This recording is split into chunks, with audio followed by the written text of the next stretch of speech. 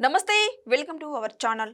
YCP chief మాజీ CM YS Jagan కు Nara Lokesh big offer ఇచ్చారు. అయితే ఇందులో చిన్న మెలిక పెట్టారు లోకేష్ గారు. ఇందులో జగన్ పెద్దగా చేయాల్సింది ఏమీ లేదు. కూటమి సర్కార్పై తాను చేస్తున్న ఆరోపణలకు ఆధారాలు బయట పెట్టడమే. జగన్ ఆధారాలు బయట పెడితే తాను రాజీనామా చేసేందుకు సిద్ధంగా ఉన్నానని నారా లోకేష్ ప్రకటించారు. ఈ మేరకు ట్వీట్ చేశారు. ఇప్పుడు బాల్ జగన్ కోర్టులోనే ఉంది.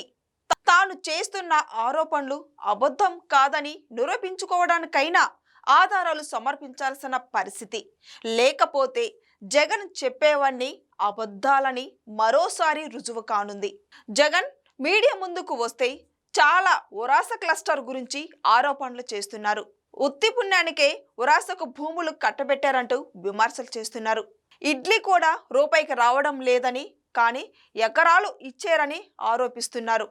ఇటీవల మహానాడు వేదికగా కూడా నారా లోకేష్ క్లారిటీ ఇచ్చారు.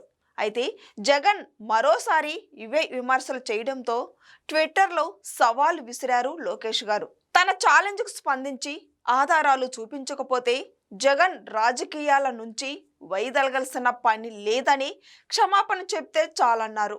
ఉరాస కంపెనీకి 99 పైసలకు భూములు ఇవ్వలేదు, టీసీఎస్కు ఇచ్చారు.